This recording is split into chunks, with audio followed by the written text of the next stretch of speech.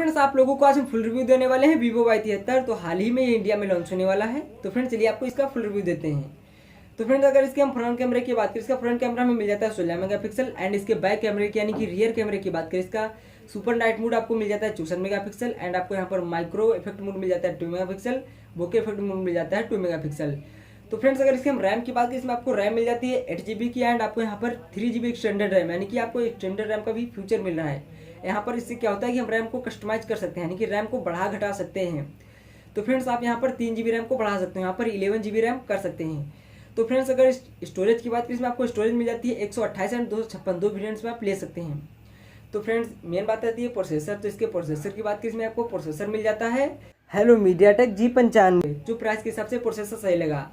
यहाँ पर आपको इन डिस्प्ले फिंगरप्रिंट सेंसर भी मिलने वाला है, आपको यहाँ पर इन डिस्प्ले फिंगरप्रिंट भी मिलने वाला है।